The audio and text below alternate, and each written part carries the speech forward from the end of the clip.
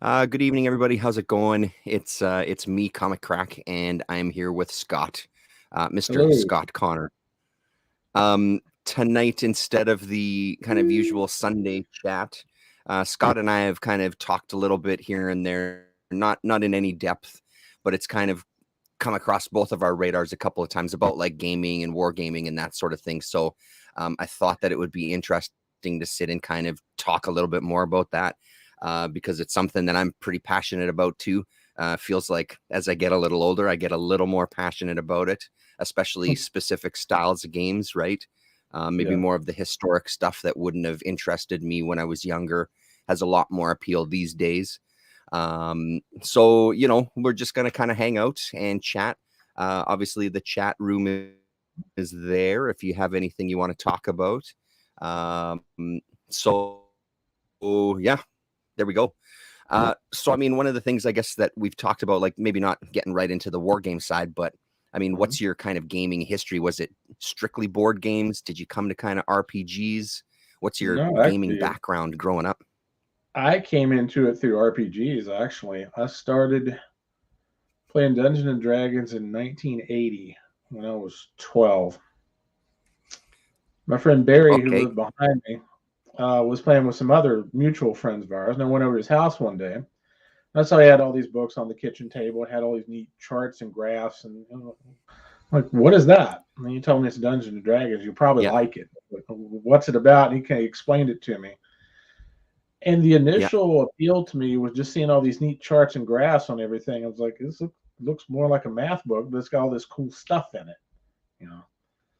And they showed me the dice, and I was like, yeah, I was hooked right then and there. So haven't been. Right. That's actually what got me interested in medieval history. Okay. But coming into war games, I actually came into those through role playing games. So, Hmm. of course, Yeah. back then, See, and it's Mhm. no, sorry. Go ahead. Yeah, everybody started off with like the box basic set, and their first module was Keep on the Borderlands. Yep. They did a reissue of it. I'm sure they've done a million of them, but that was the first one I Yeah, bought for my son too. The red box that was the yeah, first kind of just to kind of get him introduced. And I mean, now to this day, him and his buddies, his friend actually just took over being the dungeon master from his buddy's dad, because his dad was kind of running these games for them and stuff, and they would meet every once in a while. And so now sure. they're kind of off now doing their own at 16, and they got their little gaming group, which Mhm. is awesome. So yeah, Right. yeah. I mean, so RPGs Yeah. weren't a big thing for me. Like I remember Dungeons and Dragons in junior high, I guess. Mhm. I was the nerd that was bringing the comics and reading the comics in the lunchroom and stuff, hanging out with the other nerds who were really playing D&D.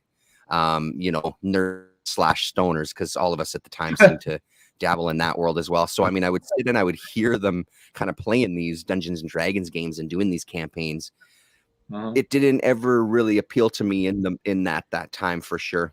I was always a big board gamer, but that style of thing just didn't catch my attention. Right.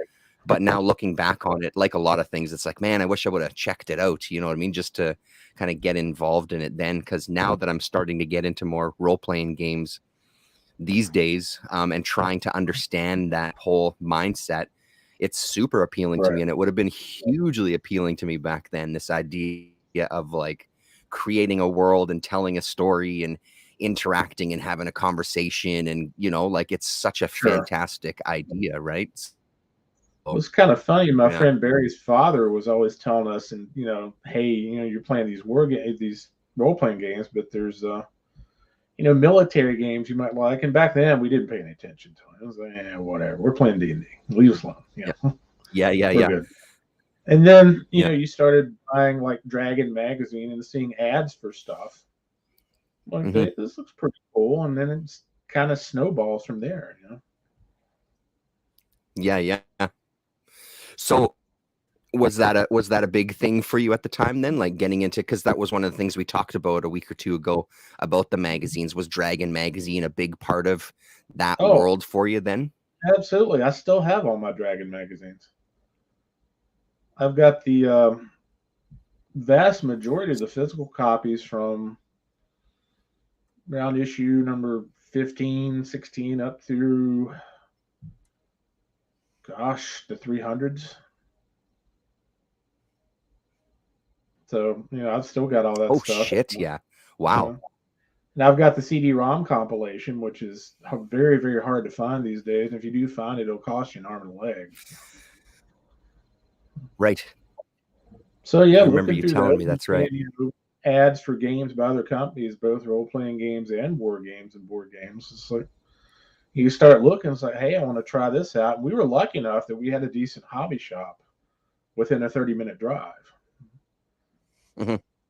Spent a lot Okay. of money there over the years. I wish it was still around, but they closed many, many years ago. Yeah. No. Yeah. At that time, that was so far off of my radar. I don't know if we had anything like that here in the 80s or whatever. I mean, we probably had something because, I mean, these guys were getting their Right. books and modules and stuff somewhere. But it's great Right. going through those magazines. And I think one of the gateways, especially with like SPI and Avalon Hill and those games, they had a lot of those fantasy. There's a real kind of world of those gaming where you're dealing with a hex and counter map, but it's more fantasy based, you know what I mean? So you have that, Right. it sort of eases you into the world of war games. You still have this fantasy element, but the structure is like a war game. And, obviously tables and charts comes hand in hand with all of that, right? Yeah, I remember seeing the SPI ad for, was it Battle of 5 Armies? Look at that. It's like, yeah, we need to try that. Of course, we never did, but Yeah. it's Right. always one of those things like we need to get that one of these days. And then, years later, it's like I really wish we'd have got that when it was cheap. Yeah. So what was do you remember some of the early games that you tried out outside of D&D when you started getting into war games? Do you remember some titles? Absolutely. One of the first things we got was Starfleet Battles because we're all Star Trek fans. And boy, did we play a lot of SFB back in the day. Matter of fact, we did some play testing for Amarillo too. Oh, nice. Back then, everything was done through mail, though. Right. Email wasn't even a common thing at that time. So you'd Mm-hmm. write up, suggestions and rules clarifications and questions and whatnot. Send them off to Amarillo with a self-addressed stamped envelope, and then a couple weeks later you'd get a letter in the mail, and you're just like waiting like a little kid for stuff to arrive in the mail. It's like it's little mini Christmas, in the middle of the week. Yeah. But that was one of the first. Pretty fantastic. That's one of the first ones I remember having. I remember driving to the hobby shop, which was located in the town that I live in now. It's about a 30-minute drive from where we were living at the time. Got the box set, took it home. We both opened up and played it.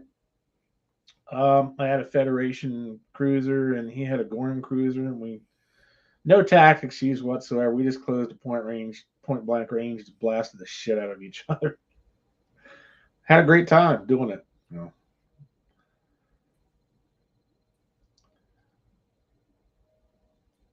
I don't know if you froze up again or not, but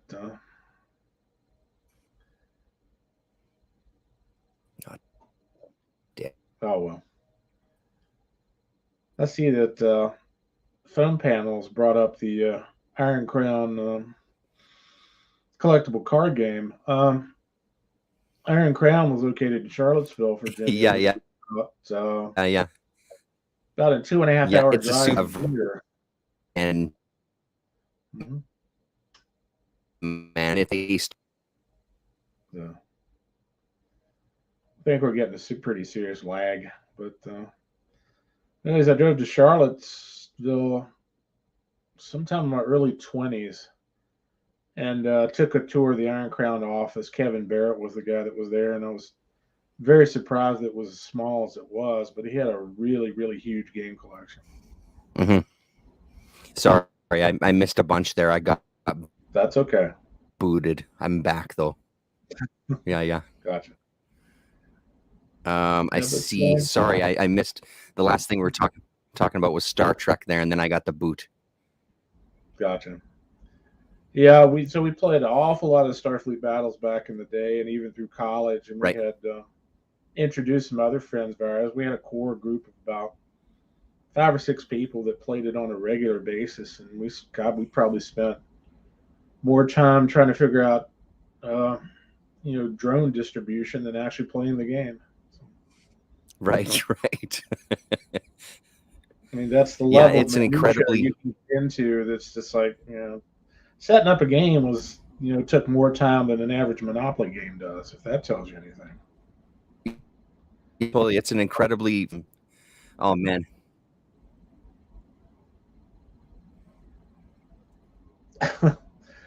Poor Chance is having some connection problems. So, but, I'll wait till he gets back before I start blabbing about another game system.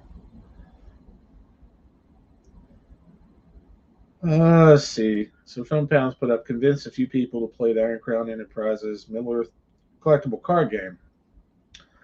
I like Tolkien too. My friend Hal, who's the art editor, art director actually at Green Ronin Games now. Back in the day in college, we had a role playing group, and he was begging people to play Magic the Gathering, but none of us were really interested in it at the time. And if we'd bought some cards back then, we probably have some pretty serious money to sell them with these days.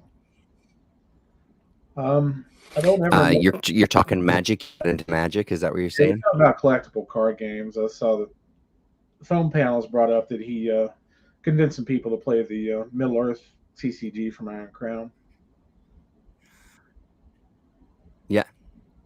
Yeah, that was when I toured the office. That was back when we Um, still had the Tolkien RPG license too. But I was just shocked at how small it was. I mean, it's just like a little office suite, and they may have had I don't know how many permanent employees they had, but it wasn't many. It was less than 20. yeah. But he Which was had probably quite pretty a standard for a lot of these companies then, right? yeah Being he had really quite micro impressive. companies. Exactly. Yeah, people didn't realize till years later just how small Avalon Hill was too. Right. Right. Yeah, very small handful of people putting these games together. You end up seeing the same names because that was it. It's not like, and then like you were saying about the Yeah. play testing, getting friends and people to play test the games and, just trying to get something together to put out there. Pardon me. Yeah, and even a lot of the people from the various companies knew each other. So in Right. terms of what it was kind of a small niche market. So Mhm. the people that worked at different companies they knew each other, and I guess it's kind of like being in high school. Everybody knows each other whether they want to or not. Totally. Well, especially if you're also going to be involved in this thing, right? Like, especially at that time. There's one I'm going to pull out here. One of the games I played early on, and one of the first magazines I got was a strategy and tactics, and it's a Winter War game. But S&T. in here, there's also a see if I can pull it out here. There's also an article that's a really great article about the history of kind of war games. What the heck is it called here? So this is issue number 33 from the 72, I guess. And it's the history of wargaming, and it's an entire article, and it talks about just kind of how it started and some of the companies and also a bunch of the creators. So Charles S. Roberts, Creators tactics. and just talking about Avalon Hill, the start of Avalon Hill and stuff too. It's a fantastic article because it really just gives you Dunnigan Redmondson Jim Dunnigan is in here as well too, so it's fantastic. Who's the author of the article? Yeah. Sorry, you were going to say something. This lag is intense. Yeah.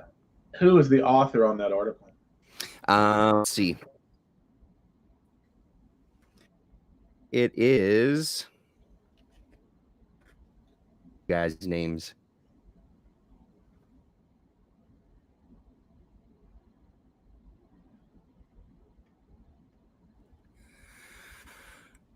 Fuck me. Oh, that guy. Yeah, we know him.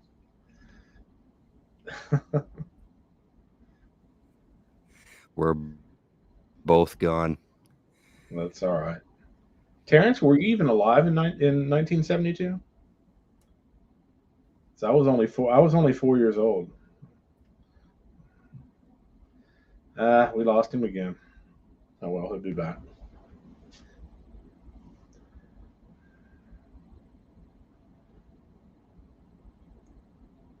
Phone panels, the Tolkien stuff, both the role playing stuff and the collectible card game, is extremely collectible. Not only by people doing games, but also by just general Tolkien collectors as well.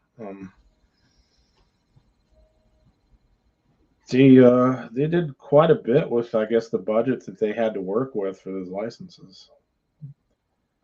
Some of the early Tolkien RPG stuff is really expensive on the secondary market these days.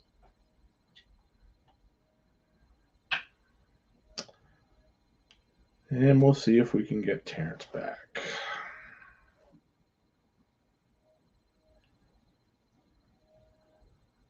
And while we're waiting for Terrence, if you guys have any questions about anything, just pop them in the chat. I'll be glad to answer any questions that you have.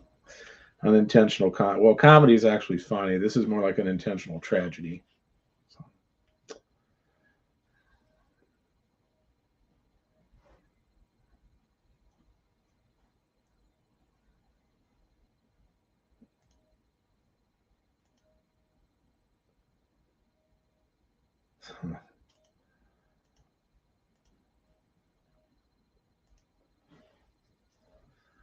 Oh, Terrence is emailing me. This is kind of funny.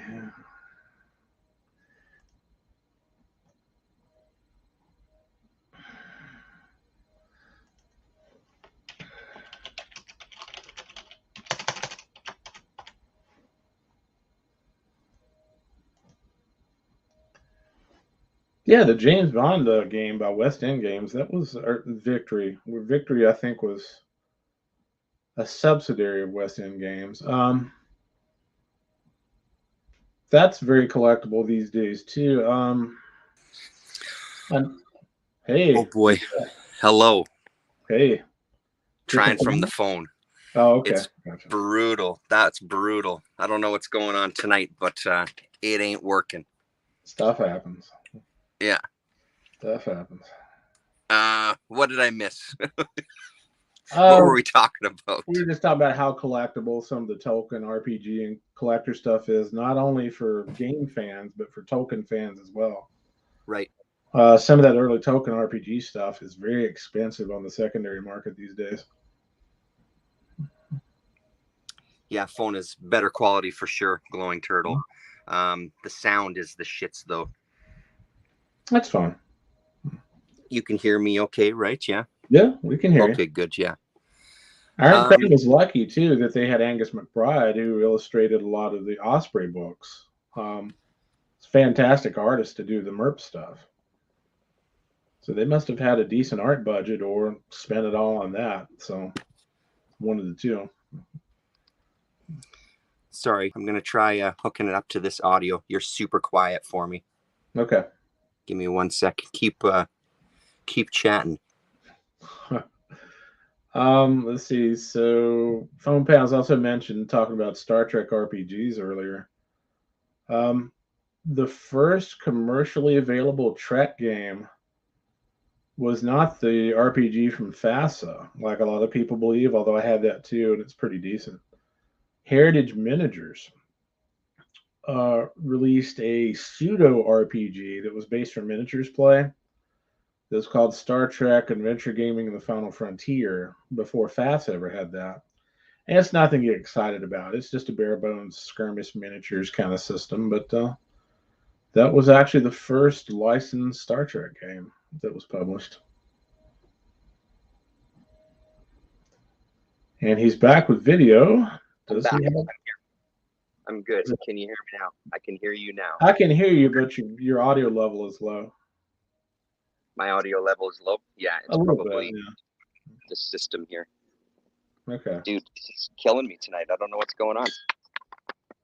It's all right. Let's do that. Yeah, Angus McBride was a really good illustrator. They were lucky to have him do custom work for them. Was Barbarian Prince Avalon?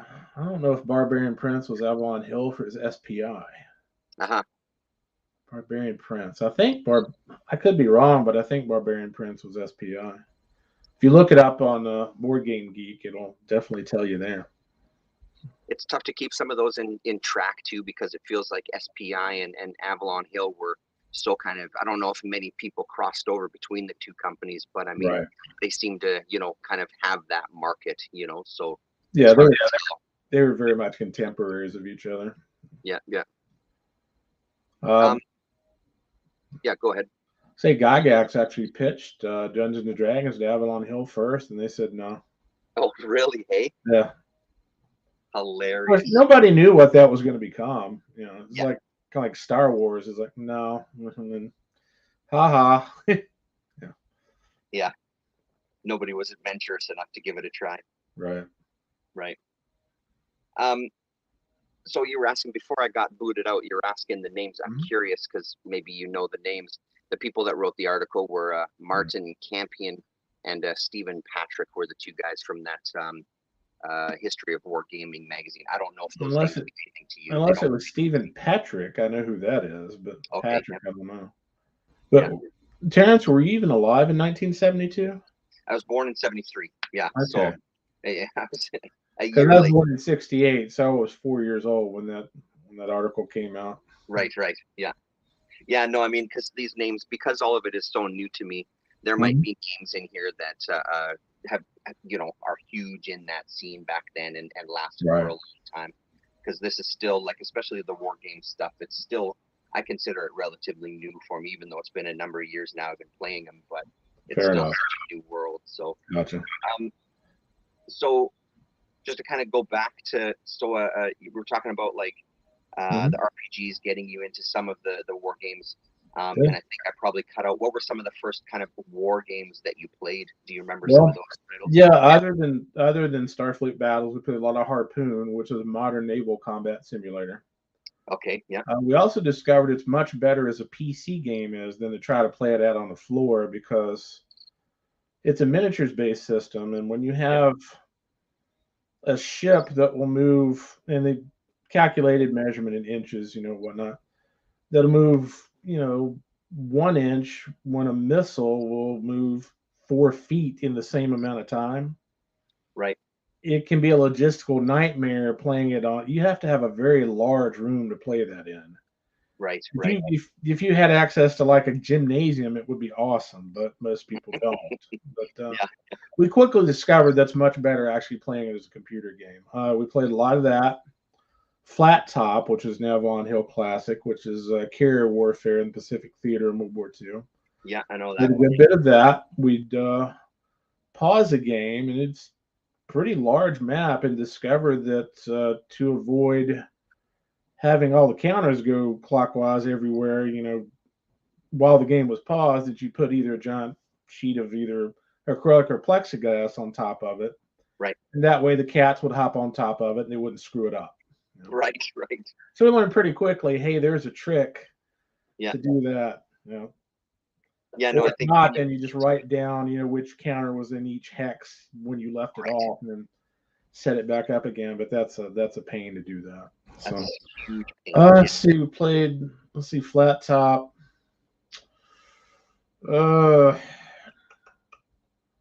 BattleTech. Played quite a bit of it. Yeah. There's a lot of games I wanted to play that we never got around to playing. Renegade Legion. I don't know if you remember that. That was a role-playing game that was done by who did that? FASA. Okay. It's a science fiction game. Basically, if you wanted to take a cultural model of like ancient Rome and project it forward like 6,000-7,000 years. Mm-hmm. But it was space fighters and hover tanks and all kinds of cool science fiction vehicles just blasting the crap out of each other is what it was. Right. There's some games now that I wish we had played back then. Later on, I got copies of Squad Leader and Panzer Leader, and I gave those to my friend John. And I wish I hadn't, because I wish I still had them, because I just love the art on those boxes were great. So great. The graphic design was cool. I mean, granted, it screams, "Hey, I was a game made in the '70s," but today, even today, I think it still holds up. It looks cool. I totally agree. Yeah, it's part of that aesthetic, right? Like, and that's, I think, one of the things that drew me to it was that kind of design. And I mean, like I was talking about with Winter War, like that, you know, the colors on the maps and stuff, and just the kind of very stripped down use of kind of a landscape, and you know, just different colors and different textures for different terrains, and it's such a unique kind of visual style that it's its own thing. It doesn't really translate anywhere else, and just putting that hex grid on top of everything to kind of have that movement, it's beautiful. And I totally agree with you. I personally feel it stands up really well. Some of the newer stuff, like there's some really cool stuff they do with new war games for sure, but I don't know, nothing beats that aesthetic of back then, on the paper map and just kind of limited palettes, and beautiful stuff, man. Really beautiful. Did you ever do any miniature wargaming? No, not yet. We were going to, me and my son, it was one of the things we were going to dabble in. There's a place in town, kind of south of where I live, I don't know, about a half an hour drive away, that does, they do, you know, you can come in and they'll give you a free miniature to paint to kind of get you used to that. And then they have all the other supplies and everything for the war game. We just never got into it because it was just the idea of it and all the space that it would dedicate is same thing like you were saying. We just need so much space. It takes up a lot of time, space, and money. Yeah. I'm sure they give you the first one, like, hey, the first one, the first taste is free. Yeah. Exactly right. Exactly. Just to get you in the door. Even though it's nowhere near you, there is a fantastic game store in Calgary that's called the Century Box. Okay. If you ever get to go to Calgary, you need to go to that store. It's absolutely massive. It's 2 levels. Shit, yeah. Yeah, I'd love to go. I could spend thousands of dollars in there easily, but I'd love to go back up there one of these days just to see it again. Right. Last time I was there, I was just hitting comic shops because I was there for work a few years ago. Oh, Calgary's got great comic shops. They really did. There was a couple of amazing ones. Yeah. I stayed there for a week and I've visited a whole bunch of them. I was like, man, these shops are great. They have stuff we don't have here in the States. You know? Yeah. Yeah, no, they had a bunch. One of the shops I went into had a bunch of the epic Mobius books, you know, for dirt cheap. But I mean, my suitcase was overflowing already. I just couldn't fit anything else in. Right. I just found so much good stuff there.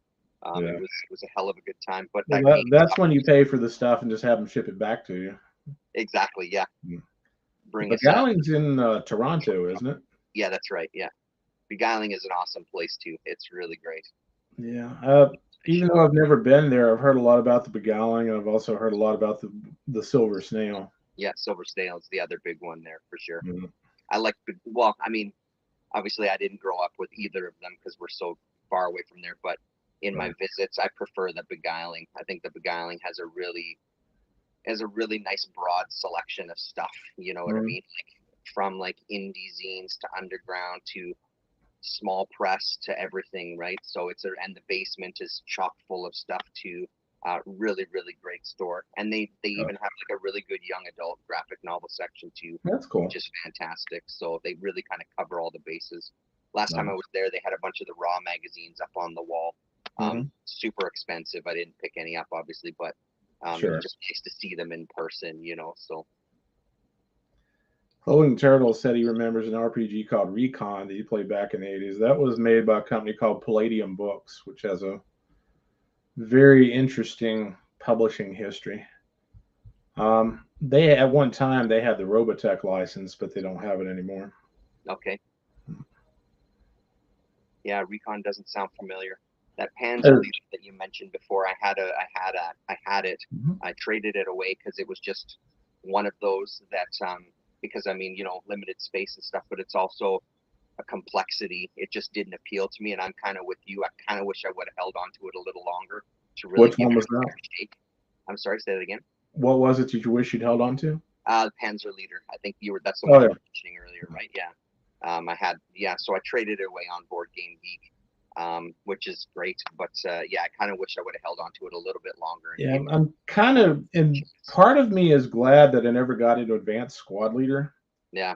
Which is like the World War II equivalent of Starfleet Battles in terms of how in depth and ridiculously complex it is. Totally. But then again, if I'd have bought it, I would have had everything that ever been published for it, and I would have been, elbows deep into it. Well, and there's still tournaments. There's a camera guy here in town that I've worked with. He'll travel to play it too, and he's won some tournaments and things, and it's still a huge thing. When I told him, when I was originally getting into war games, when I told him, his eyes lit up, and that's the first thing he said is, "We got to get you set up with this." I'm like, "Oh, hold on a sec, hold on." One step at a time here. He was just super excited. Somebody else, thank God. Right. Yeah. So one of the things, I don't know what it's like where you are. It sounds like you've had kind of a nice group of people to grow up with this. One of the things that I also find appealing about these games is there's a lot of war games that come out that have a solo system or a solitaire system already. Mm-hmm. Even if they don't, I'm finding that the ones that I've been dabbling into anyway, it's relatively easy to kind of fudge a solitaire system, because again, I'm in a spot where I don't have people around that are playing these with me. My son will entertain me and we'll play some of them together, but the amount of them that I want to play, and sometimes they're set up for like a week, like you were saying, plexiglass and everything to make sure nothing gets kind of. Well, the nice thing now is you have digital equivalents like the Vassal system where you can play with people online. Getting back to solo games, the one I'd really like to get now is called Nemo's War, which is based on Captain Nemo from 20,000 Leagues Under the Sea. Yeah. It's a little pricey. I'm gonna say it's somewhere between like $85 to $100, but year? I want to eventually get that. So. Is that a newer one, or what year is that? It's within the last 10 years. Okay, yep. And then there's I think there was a revised edition of it, which is they had nicer production values and whatnot. But so I want to get that, but it's not way up there on the priority of the totem pole, so to speak. So. Right. So do you obviously use Board Game Geek as well too? I think you were saying before. Oh yeah, I have accounts at Board Game Geek and RPG Geek, and that's where I keep track of most of my collection. Some of it I have. There's a couple things I have that aren't on there. So. Yeah. Rag is here. Hello, Raga. Just on the solo system. This is one that when I finally broke this one out and actually played it, it is a phenomenal solo game. It is so well designed, and there's so many different kind of missions that you can do, a couple of different maps. It is an absolute blast. I haven't dug into the second one. I think there was like a couple of follow-ups, and I'm blanking on the names of them, but this one is hands down probably one of those games out of the collection that I love the most. I think it ended up staying on the table for a couple of weeks because I really kind of got into it and just fully explored it. Victory games on this one, which was the other. I guess this is 83. It says on the box though. Is that European theater? Yes. I'm looking. Eric Lee Smith and John H. Butterfield. So another Butterfield one as well too. Just kind of a look at the map and stuff. So gotcha. It's unbelievable, and it's super impressive. Yes, I sure did. Oh, Glowing Turtle, this is who you are. I thought I recognized your name. I apologize. I absolutely did play the Drifter. The Drifter is an unbelievable game. Yes, absolutely I did. So kind of digging into some of them, especially when you get these good solo systems, it's amazing what that does. And again, it all kind of ties in so closely to like the RPG stuff because there's so much storytelling that takes place when you get into all of these things, right? Like everything that happens in the game, because everything is relatively stripped down, it just allows for this whole kind of, like when I get zoned in, I'm completely zoned into the game. Like there's nothing else that I'm thinking of. I'm 150% in that moment. and in, you know, on that landscape, which is just, it's a phenomenal thing that these games can kind of allow you to kind of experience, right? Yeah. Are you familiar with the concept of the Bronstein game, which eventually is what the guys used for chainmail, and that's kind of what kind of grew into D&D later on? No, I'm not. No. David Wesley was a guy who was living in the same general area up in Wisconsin. And Gygax and a lot of the other guys were heavily into historical games, board games, diplomacy, miniatures games, whatnot. And David Wesley came up with this concept of a war game, which is called Bronstein, where he had factions opposed to each other, but then he started breaking them down into individual characters instead of units. Right. And all of a sudden, each character started having some sort of motivation. Okay. And when he gave them out to other players, they would come up with their own motivations, which even, you know, he didn't expect them to do, but then he kind of went with that, you know, and everybody was like, you know, doing their own thing. And it was, you know, because that's what eventually filtered into role-playing games. Right. Interesting.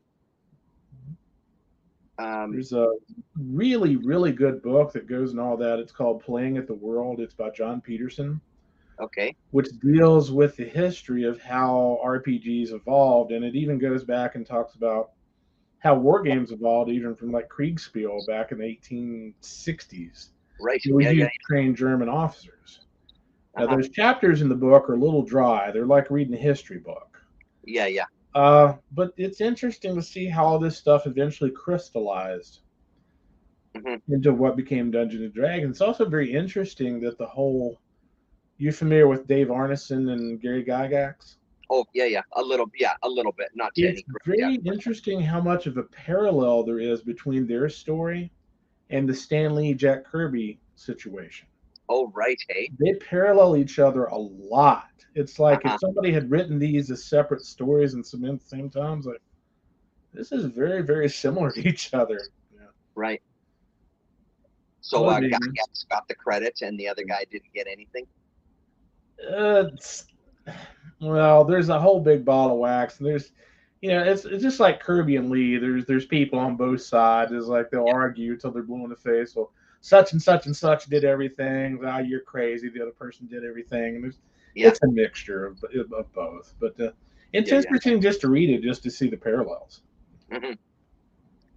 There was another book along the same lines, but it was just the history of D&D. That's another YouTuber had sent me years ago. How many years ago? That he sent me, I don't know, it was probably, well, it was before I started in the office, so it was probably 6-7 years ago. Oh, okay. Gotcha. Yeah. Really, really great though. Again, just like that, like you're talking about, just the history of how it started and where they were coming from. Was it called Of Dice and Men? And stuff like that, you know, everybody kind of bled into with that whole world and everybody going nuts, you know, which is always a fun part of any nerd history. Sure. So do you still play to this? Like, do you still play these days, or you were telling me before that your stuff is kind of in a spot that's not easily accessible necessarily? Well, still a game. The way I look at it these days is like you can actually play games instead of read them. Oh, wow, I forgot that, you know. Yeah. So now I haven't actually played any games in quite a while, actually, but I'd like to. So. Matter of fact, back when I had money, I did a Kickstarter. I don't remember the exact title of it, but there was a World War II aerial combat game that I did a Kickstarter for. Okay. It's supposed to be released sometime later this year. I think around June or July or something like that. I'm looking forward to. Right. Yeah, that's a big part of it too. Always on BGG, there's all these Kickstarter campaigns going. It's great that it's still kind of keeps. And is it from a company that you're familiar with previously? Like, what drew you to it? Let me see if I can look it up here real quick. I don't remember the name of the company. It's a company from Eastern Europe. Okay. So it was not a company I was familiar with, but it's just the subject matter. I've always been interested in World War II aviation and fighter planes, and Uh-huh. I saw that. I was like, "Again, hey, I'll buy this. This looks pretty cool." Mm-hmm. Let's see what it's called. Age of Dogfights, World War II. They've already done a World War One game. Okay. It's by a company called Force Age Games. Okay. Yeah, I'm not familiar with that name. So, but it's pretty cool because they've got like little plastic stands for the altitude levels, and Oh, right. the game is kind of this weird hybrid between hexagons and triangles. Right. Right. So you have more than just 6 axes of movement. You've actually got 9, I think. Okay. But it's supposed to be out later on this year, so there'll be Mm-hmm. another game I can place on the shelf that I probably won't get to play with anybody anytime soon. Yeah. Yeah. Yeah. Yeah. I mean, that's like all of this stuff. Yeah, I've gotten much better at pretty much everything on my shelves these days is now played. But it did take a long time to kind of get That's there, cool. right? So yeah. Yeah. But again, like very small collection comparatively. Oh man, I've got magazines in boxes, like strategy and tactics and moves and Amazing. fire and movement and the general and whatnot that probably have some games I haven't even looked at yet. Yep. And Well, and some subject matter doesn't really interest me that much either. I mean, I'm not really a Napoleonic kind of guy, which boy, it's huge. lots of miniature systems is just nothing but Napoleonics. But Mhm. certain time periods interest me more than others. So. Yep. I'm finding these days there's a guy that I'm watching on YouTube, and he's been doing some submarine. That whole idea. One of them that I kind of played Mm-hmm. is Wolfpack, and actually the games that he is doing is similar, similar graphics, similar style. Right. The Hunter, it's called the Hunter. One's called the Hunter, one's called the Hunted, and he was talking about a new one lately.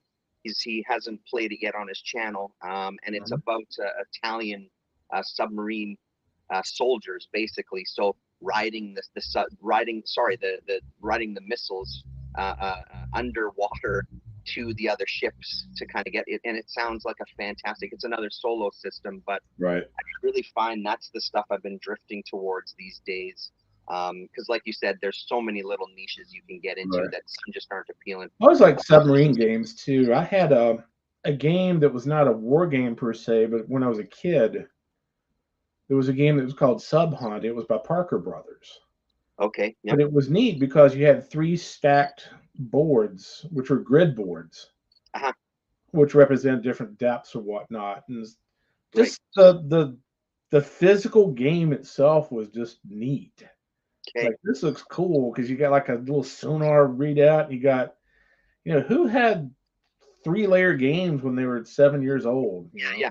So literally 3 boards on top of each other.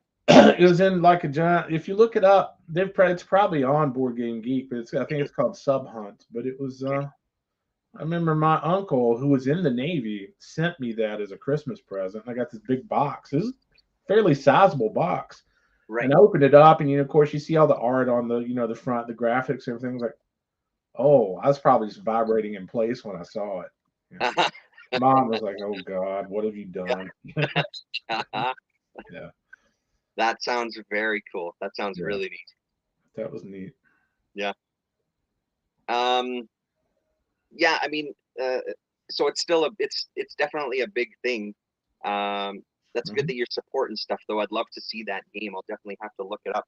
There was I just, actually, there was I just actually, wish I had the budget that I used to have for that stuff. So yeah. yeah.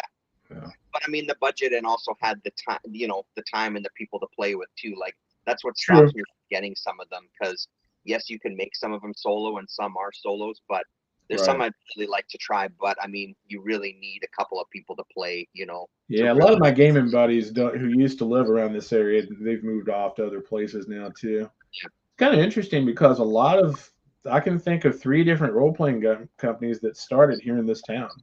Right. Blacksburg Tactical Resource Center, which commonly referred to as BTRC. They Uh-huh. did a game called Macho Women with Guns. Okay. They did some other stuff too, but that humor is probably one of the titles you're known better for. Yeah. And what was I'm drawing a blank. Good grief. Pinnacle Games, who did Deadlands, the RPG. My friend Shane started that here. Oh, okay. Yeah. Yeah. He saw a Brahm painting, I think, at Origins one time of a Confederate zombie soldier, and Okay. just sparked his mind. And then, like, he went off and wrote Deadlands. Amazing. Yeah. And then there was another company that was called Millennium's End that was the first company to have the license for the Babylon 5 role playing game. Okay. Yep. They started here. They did another game called Millennium's End. They did another game, I think it was called Millennium's End, that was a contemporary military game. Okay. So AFPC says there's another one called Sub Hunt that's got a circular board. He found the sub search that you were talking about too. Gotcha. Yeah. I also remember another board game that was a kid where you had not like a semi joystick contraption where you would control a helicopter, and you were trying to drop whatever package the helicopter was carrying into a little container that rotated around on a circular board. I totally remember that. Yes. I remember that too. I don't remember what it's called now, but I remember seeing the TV commercials for it. Yep. And it's funny because that I remember at our, like, as a kid at our airport, there was a similar thing. It was in this dome, and you could fly this plane around. You pump, whatever it was, a nickel or a dime or a quarter in it, and you could fly it. Same kind of idea, probably around the same kind of time too. I'm pretty sure that would have been 80s that was in our airport, because I remember playing that a bunch too. Yeah. Damien's asking how hard it is to create your own game. It really depends, I guess, on which game. And I mean, not to put him too much on the spot, but Glowing Turtle talking about his game, The Drifter, talking about it being a passion project. It seems to be like the few guys that I've seen online that design their stuff. It seems like this is one of the places they come from. You're doing it because it's an idea that you had for a long time, and it really just depends on what the game is. And Drifter is a hell of a game to play, to be honest. It's a really good solo game, but I mean, it just all depends on the money. Like anything else, what kind of backing do you have? What exactly do you want to do? One of the things that's been exciting for me, unfortunately they didn't come in the mail yet, is these really small RPG publishers just putting out these little books, just really tiny kind of modules, right? Like, that seems to be something that's pretty affordable to do. But then, like with anything else, do you have an audience? Is there interest in it? Where do you go from there, right? So it's probably easier these days to find your audience with platforms like Kickstarter and totally EGG and whatnot. It's just a matter of how what your game is and how niche the subject is. Yeah. Because if you're doing a European World War II game, I mean, there's hundreds of those out there, literally hundreds and hundreds. Right. You got to have a unique take on it. Right. Exactly. But it is true. The landscape is different. Even here, we've got a board game cafe. We've got quite a few board game stores, right? That just never existed before. Board game. We have this Prairie Con that happens most years, obviously the last couple of years aside, but and that's been going on for quite a long time, actually. And it's just purely a gaming convention, Were conventions a big part of your circuit growing up too, like gaming conventions? Yes and no, and I'll kind of explain what I mean. A lot of the local conventions here weren't dedicated gaming conventions. There were a couple, but there weren't many. But most of them were general science fiction fantasy conventions. Okay. I did go to Origins once, way back in the day when it was in Baltimore. Some friends of mine, we had a role-playing gaming guild in college, and we all went to Origins one year and had a blast there. Yep. I've never been to Gen Con, but the majority of my gaming friends friends have. Mm-hmm. Some of the friends I have still work in the industry, like my friend Hal. He's the art director at Green Ronin. Okay. Shane is the owner of Pinnacle Games. Yeah. Okay. Charles Ryan did Millennium's End. He's also worked in stuff from Monty Cook and a lot of other people. So I know a lot of people that are in the industry, but my friends know a hell of a lot more of those people than I do. Right. Right. But I remember the first convention I ever went to. I stumbled across it by accident. It was here in Blacksburg. It was at Virginia Tech, and it was at the Squire Student Center.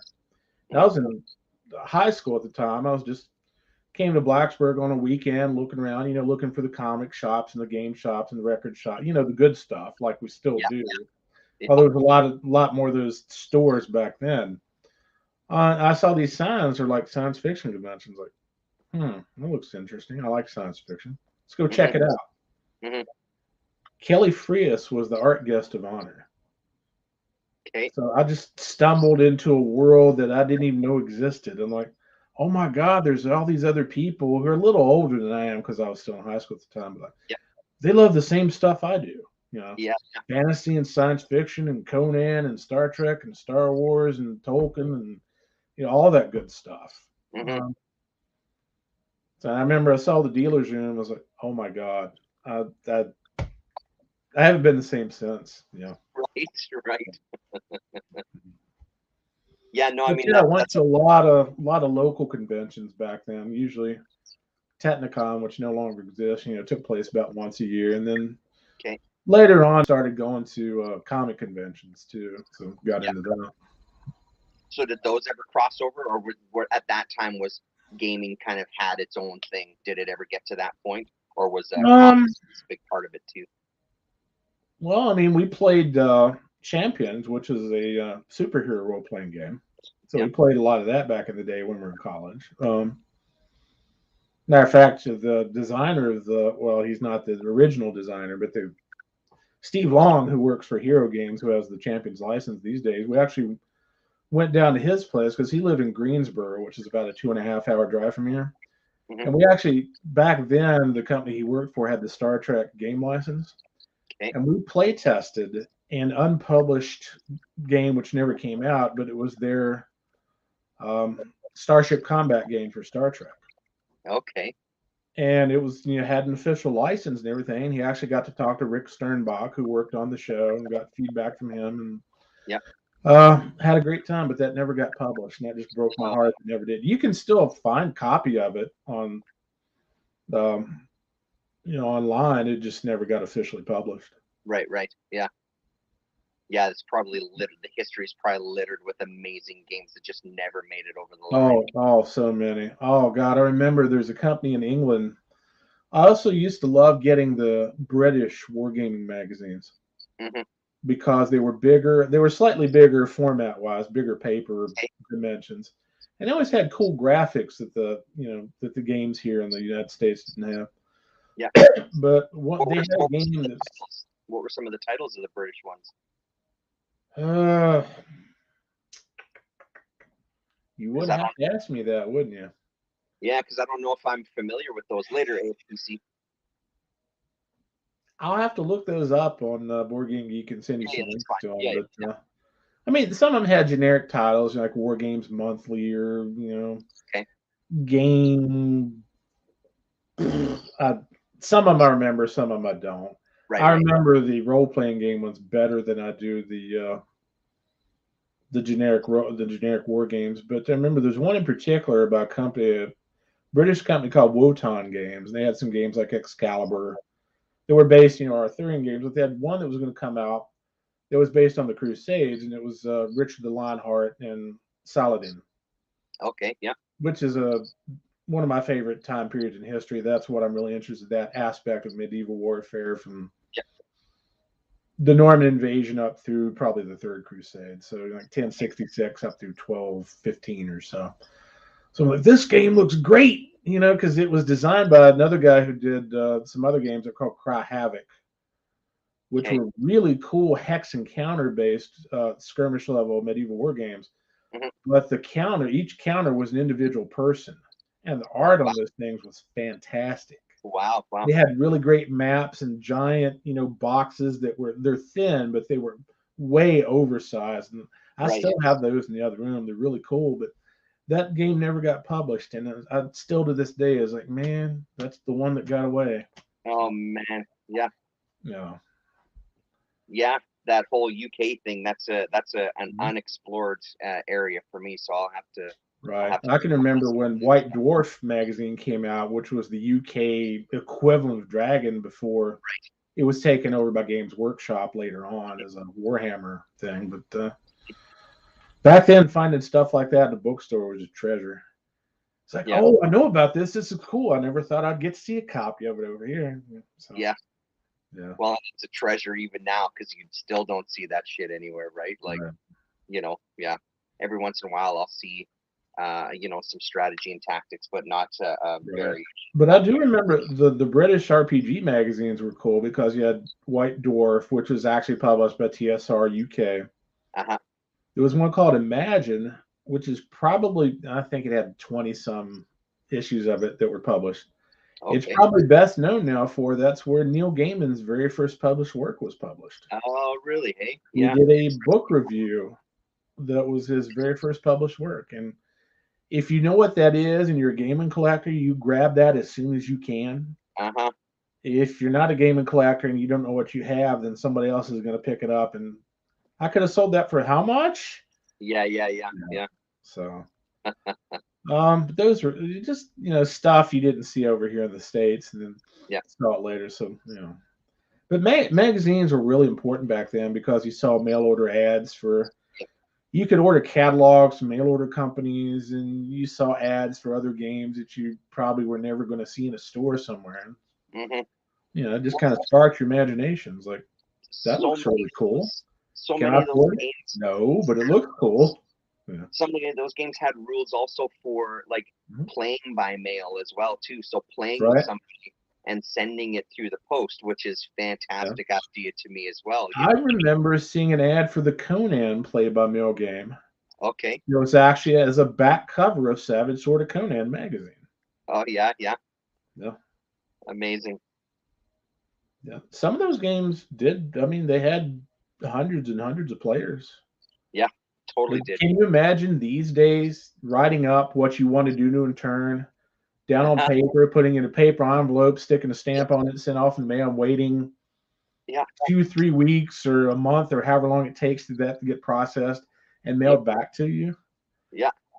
For one game, you're doing the better part of a year just on one game. Like, hurry the hell up, man. Yeah. It's interesting. Now that you mentioned that, I just wonder why those didn't really transition over into the same popularity when email came to be. Maybe it was just too easy, or it was a different. Yeah. Or maybe it made it easier for other players to play, and there were just so many players they got swamped. I don't know. But. Well, and I'm sure that's Vassal, those kind of things like you were talking about. Vassal is the next, because even on Vassal you can do that. You can play with somebody that's not online. You can do your moves, and it sends your moves, and then next time they log on, they see the play, right? So yeah. Used to live for It's true. It's absolutely true. Oh yeah, getting stuff in the mail back then was the greatest. You get a book catalog, a game catalog, any catalog where you could spend money on neat stuff, regardless of what it was, man. Those are the greatest.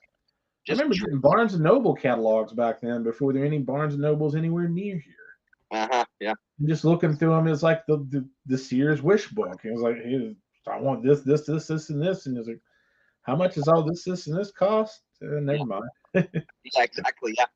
Yeah. Part of the fun, just filling it all out. Sure. Yeah. Yeah. No, I still live for the mail. I still love getting shit in the mail. I'll gladly wait and come home and check the mailbox, and it's still a thrill. I don't know if this name will ring any bells from you. Are you familiar with a guy in the wargame industry whose name is Lou Zacci? No, it doesn't sound familiar. Okay. He was probably best known for a company called Game Science Dice, which had the dice that they produced were really up to like engineering standards Oh, really? Yeah. in terms of the tolerances they would have where they were manufactured. But he also had a game distribution company. But he would put out a mimeographed three-folded, sheet of paper that was called the hexagram, and he would send it out every, I don't know, month or something like that. It's kind of like Previews magazine. Here's all the neat stuff that's coming out that you can't afford, but you can go through it and look and see what you would like to buy eventually in the future. I remember getting those in the mail, and those are great. Yeah. See that little envelope, that little stamp on it's like, yes, here's the cool stuff. Yeah. And that thread runs through so many things, because I mean, for me, with like the tape trading and experimental music and punk rock and grindcore and noise and stuff, like all of that was a huge part of that too, communicating with people all around the world, then mailing off their little catalogs, their distro lists and stuff like that, right? So that was the way, One of my suite mates, my first year in college, he was a Grateful Dead fan. Mm-hmm. And he would get, literally, and I'm not exaggerating here, at least 2 cassettes a day in the mail every day. Yep. From someplace, who knows where. I mean, England, France, United States, Switzerland, Australia. Some of them have really intricate, nice hand-drawn artwork that had the set list. These were on cassettes, but you had, the set list, the date of the venue, and and just really intricate stuff. And he had a rack up on the wall that had thousands and thousands of Grateful Dead shows on audio cassette. Yeah, man, that was huge. Those collectors were huge. Yeah, he was hardcore in that stuff. He would go to the campus mailbox every day and come home with a package of something. Wow. Other than Sundays when they didn't deliver, but every day. Yeah. I don't even know how much he spent on postage and blank cassettes. It was a lot. It's crazy. Yeah. It's great though. It becomes a big part of it, right? So sure, it's a big part of it. Yeah. Do you do Vassal? You were mentioning before. Do you do Vassal? Have you done it? I never have. I've looked at it, but I've never actually played. I've watched a couple guys play a game. I can't remember if I watched it on the Vassal side or if I watched it on Twitch. Okay. But they were using Vassal as the platform. I think it was Star Trek Attack Wing, actually, is what it was. Oh, yeah. But it looked cool. I mean, the graphics and everything were great. Yeah. It's great if you have somebody that really takes the time to scan in high quality stuff and really put their back into it, so to speak. It can be impressive. I've got a few games on Vassal. My son and I have played Cave Evil. I have Comancheria, which is another solo game that I absolutely adore, that I played on there. And the components on Comancheria, whoever did the job, they did a beautiful job, because it looks stunning. Right. I just need another monitor is my only thing. It'd be nice to have 2 monitors to play that stuff. I can't remember what company published it. I think it was SPI. Did you ever see a game called, it was a humorous kaiju game called The Creature That Ate Sheboygan? Yeah, I know it. Yeah. Charles Vest did the cover for that.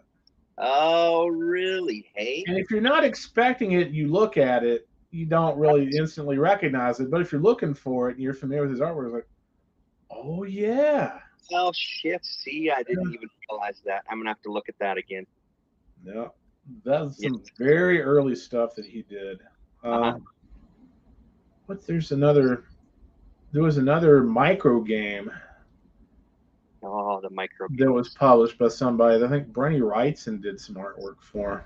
Oh, really? Yeah. And that was my first exposure to Tim Truman's artwork, was the TSR stuff that he was doing for Ares magazine, and then the Star Frontiers science fiction role-playing game. I think I saw that stuff before I ever saw Scout or any of the comics that he did. And his stuff in there is outstanding. Ares is easily my favorite of the magazines. I've got them all now, the original stuff anyway. I love those games to death, and the whole package is great. Yeah, that's another one where just the graphic design just looks cool. Yeah. It's super cool. They're such fun magazines. They're really, really fun. I had something there, but I've lost it. Something about, one of the things that I didn't mention this afternoon, just to sidetrack for 1 second. My daughter and I read Rose, the the prequel to Bone, and Charles Best does the art. Yeah, and it's gorgeous. We read it in like 2 nights. We fired through it because we were both loving it so much. It's a unbelievably good story, but the art is. I'll tell you a funny story that's semi-related that kills me to this day. Yeah. Do you remember the Trilogy Tour that some of the independent creators put together way back in the day? It was a comics tour. Basically, it was Charles Vess, Jeff Smith, Jill Thompson, who does Scary Godmother, Stan Sakai from Usagi Yojimbo, of course, Mark Creeley that did Akiko. Anyways, they put together this traveling tour that's called the Trilogy Tour. They went to some different comic conventions. Yeah. They made a really nice display that was set up. Charles basically art directed it, where you had like this giant paper mache tree that you could go inside. Come on. Okay, so Charles only lives a couple hours from me, right? Yeah. Unbeknownst to me at the time, a lot of them went down to Charles's studio and were doing work on that. Mm-hmm. And it's like, so wait a minute, Charles. So you got Jeff Smith and Stan Sakai working on this stuff 2 hours from my house. Yeah. And I don't know about it. Jesus. You're killing me, Charles. You're killing me. Did you know Vess? Is that why you're saying this? Yeah. Oh wow, I had no idea. I didn't know that. Yeah, I've known Charles for 20 some years, maybe. Amazing. That's closing amazing. in on 30, I would imagine. Yeah. Yeah, no, his work in that Bone, I had no idea that you did. First of all, I had no clue. So that's super cool. But that his art in Bone is just, I think, or sorry, Rose rather, sorry. Yeah. Really just stunning. Even my daughter, when she brought it home, because she took it out of the library, that's the first thing that she said, flipping it. She's like, it's different art in this one, Dad, but I really like it. So we really brought us into the story even more so. Yeah. Yeah. Shit, man. Did you know there's at least 2 different editions of a Usagi Yojimbo role-playing game? No, I did not know that. Yeah, there's the current version, which is out now, and then a different company had the license to it several years ago. Published a version of it as well. Okay, really? Yeah. Shit, man. I had the Rogue Trooper, speaking of comics game. Right. Rogue Trooper game, which was pretty fun. We played it a couple of times. I sold it just recently because it was just, again, the cleanse and everything, right? Getting rid of stuff. But that was pretty fun. I remember seeing ads for that game. Yeah. Oh, geez. I don't know if it's you or if it's me that's gone. It's you. Am I back? Okay. Yeah, you're back. You remember seeing, and then that's the last thing I heard. I remember seeing ads for the Rogue Trooper board game. Yeah. Yeah, it was fun. Games Workshop, I think, did it. It was fun enough. It just, it didn't make the cut, I guess. Right. So yeah, it was gone. And I'm old enough to remember when Games Workshop was not the giant monolith that they are these days. Exactly. Yeah. Cornering the market as they do. Yes. It's an area that I'm not. I'm surprised that there's not more of. Not that there isn't any. There's even a Corto Maltese game as well too. Like it's an area that I'm surprised that there's not more of. I didn't know that. I didn't know there was a Corto Maltese game. Yeah, I just found that out a couple of weeks ago and have it bookmarked on my BGG site or on my BGG page to kind of keep an eye out. It's impossible to get a hold of these days because of licensing rights, but there's a Prince Valiant storytelling game. Oh, that was done by Greg Stafford, who also did RuneQuest and Pendragon, a lot of the other games that they did, which is really, really good introductory game. Like if you have a kid that's age, say like 5 to 12, maybe, it's looking into getting role-playing games, that's like one of the perfect. And it's all the resolution. Instead of using dice, they just use coins. Oh, okay. So coin flip, or a D2 if you want to call it that. Yeah. Right. 50-50. Yeah. But I mean, just that, compared with the gorgeous Hal Foster art is like, it's nice. Yeah. I don't know if they ever get the license back to do it again. I hope they do. But if they do, I'll pick it up again. In a way, it's like not enough though as RPG versions though, Raga, because again, like the amount of I mean, and obviously it's going to come down to rights and all of those things, and I get all that. But it's just unfortunate seeing like the comics they would translate so well as like board games or war games or like RPGs and stuff like that. There's so much out there just to develop on that. Yeah, there was a Judge Dredd role-playing game. Yeah.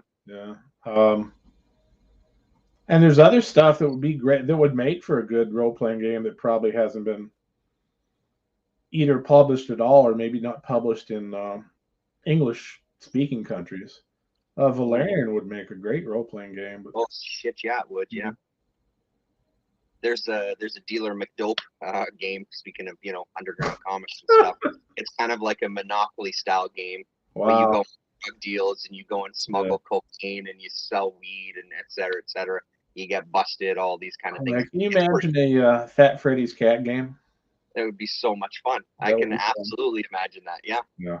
It's super pricey when it comes up because not many were done and that sort of thing. So, but yeah, that would be a fun one. But I mean, I have a Gru collectible card game that's like that too. That's very hard to find these days. Sorry, back up a sec. Which one? Gru. CCG back in the day. Right. And if you want to find a copy of it these days, you'll pay out the nose for it. Yeah. And that whole side of things, like that's just the CCG stuff is just unbelievable. It's intense. Right. Some of the shit that's out there. We're just getting back into, I think I've talked about it before, but we're just getting back into, Overpower. I bought a couple of packs. I found one locally and one I ordered from Ontario on Kijiji. This was the one locally for like $10 for a starter pack. Even just doing the little bit of looking for cards, the prices are insane sometimes out there. Like it's really, and this is a game that, there's still people that play it and everything. I imagine that it was popular when it came out, but it's unbelievable that something like that is still kind of at that level where people are asking unfucking believable amounts of money for a pack of cards, and that's for a game of this level, never mind something else that has a even better history. Yep. Damien says, do you have to be as dumb as possible to win it, Gru? I haven't actually played it, so I would assume so. Yeah. I haven't played. I mean, it's just cards and a couple dice that have, stickers you can put on the dice and whatnot. But I was always hoping that game would come out with some sort of a expansion set where you could go on a ship and, if Gru managed to find his way on board, it automatically sank. Right. I'm super excited to get into the RPG stuff, though. I'm seriously very excited about it, and I've been talking to my son about it too, just because he'll have to help me out a little bit because he's definitely the more seasoned one. But it's all just brain candy. Yeah. And the nice thing about RPG stuff is you can take it's kind of like, I call it the Bruce Lee school, where you can take elements of whatever works and introduce that into your game. Exactly. And that's exactly the thing that's really appealing to me now. There's this Smithsonian Arts Council. They did an entire book. It's probably, 400 pages. The entire book is different types of mushrooms, where they grow, what the effect they have, so you can inject that into your role-playing game. So if you want to have someone discover, you can do a dice roll and you can write up and have this, you've discovered this kind of mushroom. If you eat it, this is what's going to happen to you. Like the level that you can get into with these games by taking ideas and taking parts from a whole bunch of things to inject into the world. Like that's such an appealing idea to me. I really think about that and ratchet that up by creating mushrooms that don't exist on Earth, which are fantasy based, which have magical properties. Yeah. That's what this one does. It has a bunch of stuff that doesn't actually exist. It's literally just shit that they made up. But they've done an illustration. They've done, the stats for it. They've done exactly what its history is. Or a steampunk game. Imagine a steampunk game where you can gather these mushrooms up and, whatever property this mushroom has, you can, create a machine. Yeah. That will distill the juices out of the mushroom so that you can sell this stuff commercially for military purposes or industrial purposes, whatever it may be. So just imagine that, just the subject of mushrooms. Yeah, exactly. It's as common as mushrooms are. Just something like that, and just use your imagination and go completely ridiculously nuts with it. Yeah, and I feel like my daughter, I know my son will like it because he's big into that stuff anyway, but I really feel like it'll work with my daughter because her imagination is still pretty up there. You know what I mean? Like she's just got a great kind of sense of things. So I'm really excited to get her involved too, and do a kind of, I think I was saying it before, doing like an art project with it. I'd like to do like a watercolor painting of our adventure and stuff that all of us contribute to, and I think it would just be a blast to get us all kind of involved in a big story. But it's exciting stuff, and that that kind of escapism. This afternoon we were talking about TV shows and stuff. It's like that stuff just doesn't. It's not an escape for me. It really is a chore. I've really got to be invested because I just don't bother. I just can't be bothered with trying out a show or trying something out. Right? The last show I really watched was The Mandalorian. Yeah. I take that back. No, Primal came out actually after The Mandalorian. Yeah. I cannot wait for the next season of Primal. You and me both, brother. I'm there with bells on. Yeah. Such a good show. Yeah. And if they could put that back to back with Super Jail, we're talking big numbers there. Man. Why you gotta bring up Super Jail? I'm sorry. I apologize.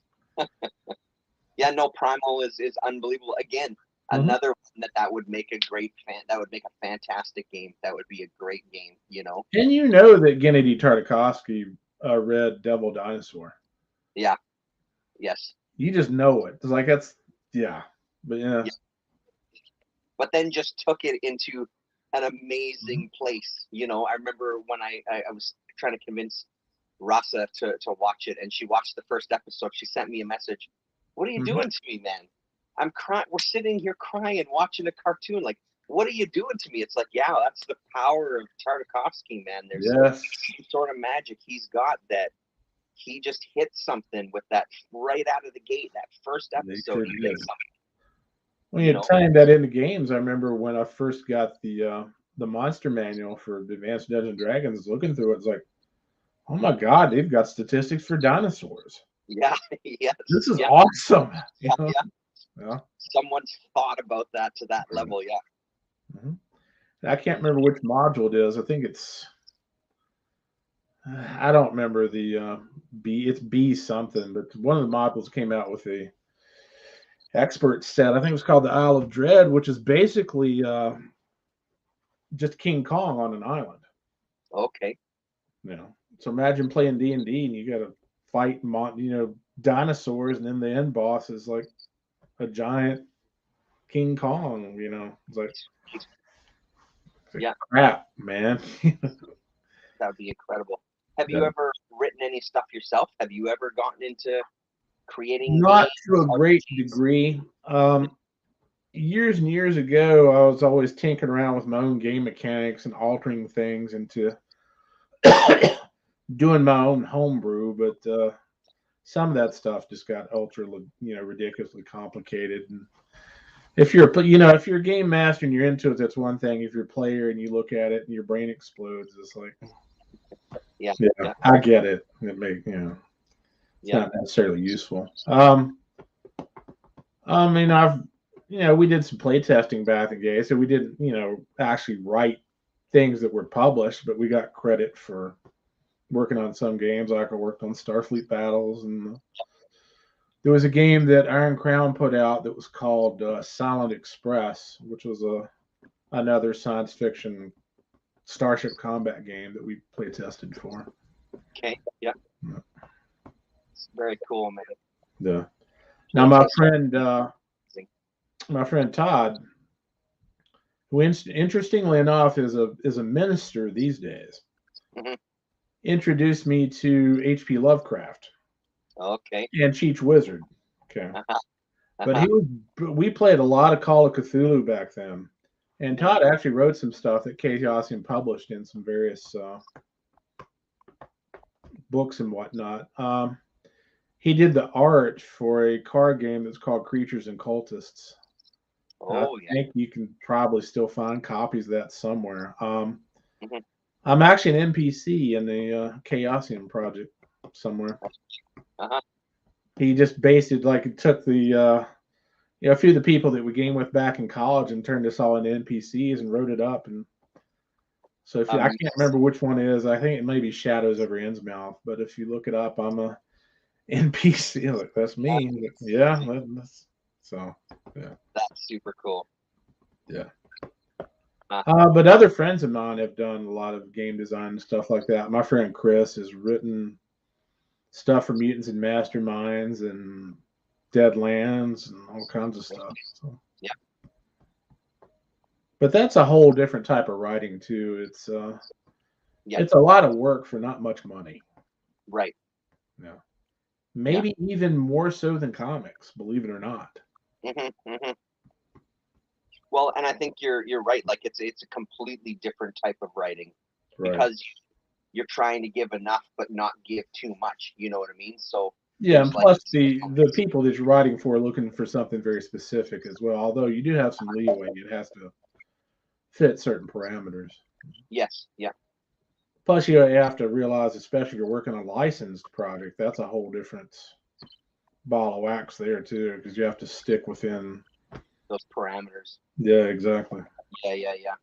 No room to explore, Right. Yeah. I mean, that's something that I could see trying to get, trying to try my hand at, writing some sort of little thing that gets attached to a pre-existing kind of world, right? Mm-hmm. Just because the one that's really getting the gears in my head going, because it's fantastic so far. Yeah. I'm reading through the PDF. The book is still coming in the mail, but reading through the base game PDF and reading this extra module and stuff, that just really gets my mind going with stuff. I'd love to try my hand at something like that sometime. There's a bunch of kaiju games I'd like to try too. What was the name of it? I think it's King Over Tokyo, I think is the name of one of them. Yeah, King of Tokyo, yeah. Right. And then there's various offshoots of, variants of that I'd like to try too. But yeah, the giant monster gets stomped around and blow stuff up. Mm-hmm. King of Tokyo was how can you not like that? King of Tokyo was the first present my son ever bought me for Christmas. So not only is it a fantastic game, it's a really, it's a good memory for me as well. Cool. Too, but it's super fun. We play that as a family, and when we have friends of ours come over with their kids, it's the first thing that they say when they come in the door. Can we play King of Tokyo? And they love it. The kids just absolutely love it because that's all it is. It's monsters destroying each other. That's it. Like, you don't need any more. And it's rolling dice, and it's buying cards and getting extra powers, and it's a lot of fun, that game. Right. It's really great. Pretty cool. I'd like to try that. Yeah. I wonder if there's a vassal module of that one, actually. Oh, I hadn't even thought about that, but yeah, there probably is. Probably is, yeah. I should check that later. And there are other, there are like tons of other kaiju games like that too that have been, some of them fairly obscure, that have been out even a lot longer than that. So. Yeah. What the hell is? Yeah. There was an Avalon. Did they ever make an RPG off the Matrix? Not an official one that had the Matrix in the title. Mm-hmm. But there are the other RPGs that are based on dystopian worlds, much like the Matrix. It's like, take the Matrix, file off the name, file off the serial number. Yeah. And you've got the basic guts of the concept. And that happens a lot in RPGs anyways. It's like, we can't afford the official license. Let's just make our equivalent of it and put it out there. Like, oh man, there's so many different IPs that applies to. It's not even funny. Mm-hmm. There was a homebrewed, I can't remember what company it was. It's a company here in Virginia that did a game way back in the day, and you look at it and you're obviously like, that's Highlander. But it doesn't have the official license. Yeah. Takes place down the block and around the corner from it. Exactly. Right. Yeah. Well, I mean, there's only so many IDs in the world, I guess, is one of those things, right? So There's a bunch of them. Yeah. There's a bunch of them. yeah. Cool. Yeah, you got me thinking about Vassal again for sure. I'm gonna have to open that up and do some digging. I'm just looking on my. Yeah, I hadn't even looked at Vassal since I saw that one. What's that game on it? I'm just. And if looking you'd have told me 20 years ago, Yep, that people would be interested in watching other people play role-playing games, we would have laughed at you. Like, no, that would never happen. And here comes Critical Role. Yep. It's like, if you'd have told us that back in the day, we would have looked at each other and you could have knocked us over with a feather. It's like, what? Again, man, like, Yeah. in junior high, those guys playing D&D, people were not flocking to become friends with them. You know what I mean? No. Like, they were kind of mocked and made fun of, and like they were not. Yeah, there was a little bit of a stigma there. Yeah, they're totally. Although we had a pretty good situation in college where we had a pretty large group of people, which varied anywhere from like 30 to 50 people in some years. So we didn't get much crap from the other people, but we did realize, there is a stigma. It's kind of like being a comics fan too. Totally, yeah. But these days, not pretty commonplace. Fucking rights it is. Yeah, it's not even close. It's amazing how much this parallels, in terms of both comics and games, is like how much stuff we liked 20 years ago that is just now catching up. Because I remember when Hellboy was going to be a movie. I was at work one day and it's like, somebody came out, you hear about this new Hellboy thing? It's like, new Hellboy thing? I've been reading Hellboy for 15 years. What are you talking about? Yeah. He had no idea it was a comic book. Yeah. There's actually 2 Hellboy role-playing games too. Oh yeah, that totally makes sense to me. Yeah, that's not a surprise at all. That would fit incredibly well. Yeah, no, it's funny how that stuff shifts though, because I mean everywhere now, gaming is just completely different, and all nerd, quote unquote nerd culture stuff is so mainstream these days. Yeah. And like I said, my son and his friends, are not kind of relegated to the sidelines. It's so many people that play his buddy and his girlfriend. They love it as well too. They play as well too. So it's boys and girls, men and women, old, young, whatever. Everybody seems to be into that stuff. When I was in 2nd grade, this would have been, let's see, I was 8 at the time. Or no, I was 7 at the time. So this would have been 1975. Do you remember a TV show that was called Baba Black Sheep? Oh God, no, I do not. Okay, it was Robert Conrad, the main actor, and there was a fighter group back in World War II. It was called the Black Sheep Squadron, and they had very successful squadron set in the Pacific Theater during World War II. But that was the show. So if you didn't watch that week's episode, you were out of the conversation the next day. And you had an awful lot of 7-year-old boys that knew a hell of a lot more than they ever should about World War II fighter planes, because we all checked out the same books from the school library and the town library. You remember where you used to write your name on the little slip? You could look through and see all your friends, and you recognize their handwriting because you'd see it, in school and whatnot. I was like, oh yeah, Patrick, check that out. Jay, check that out. Barry, check it out for me. I haven't checked it out yet, and Sean will probably read it after I get done. So yeah, we all had, that was the thing back then. If you missed out, you were out of it. Right. You're the persona non grata the next day at school. Yeah. Well, and I mean, that's an interesting topic too, because again, like history and school didn't fucking care for it whatsoever growing up. Right. Like I said, now discovering some of these things and the ability. There's a guy that I watch, Marnudo, I think his name is. He's a teacher and he uses war games to kind of teach his courses too. So the ability that's there to kind of explain parts of history. I think that's his name. Anyway. Does he have really curly hair? He does, yeah. Okay, I know the guy you're talking about. He's a smaller guy. physically smaller. Yeah. Yeah, I've watched some of his videos too. And that I didn't know he's a history teacher, though. Explore history is unbelievable, though. It sets it up perfectly, and you can kind of look at, you know, you can build in so many other things into like, hey, we're going to play this game. I mean, I'm assuming he's successful-ish at it because he's talked about it. But I don't know if it would work for everybody. But again, like coming to this afternoon's talk of like my son not hearing anything about World War II in school so far. And these kind of games to kind of fit into that, you know. How old is your son right now? 16. He's 16.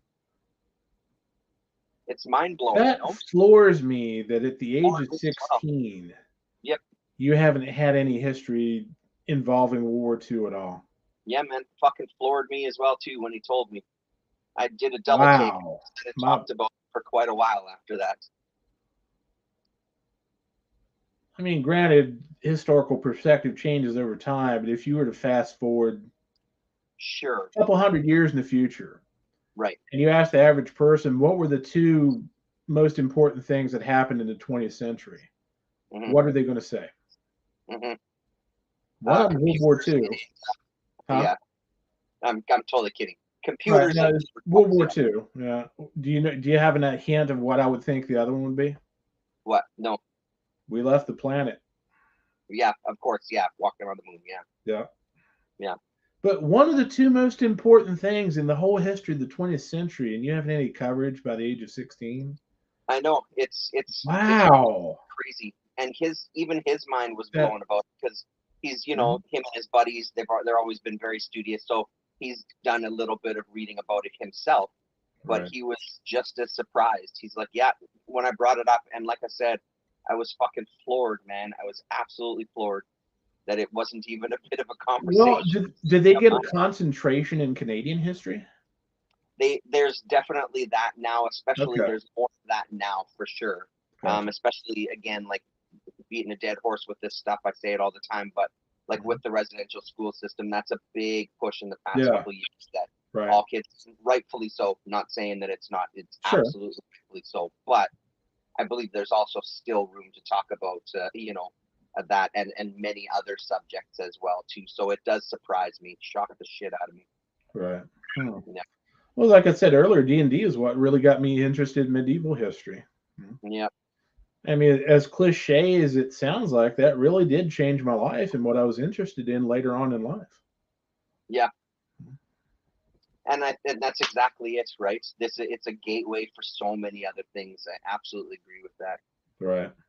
And Ragamuffins comment about VR. Have you watched the very beginning of what movie is it? Crap. I'm drawing a blank. World War II movie with Vin Diesel and Tom Hanks where they invade Normandy. With Vin Diesel.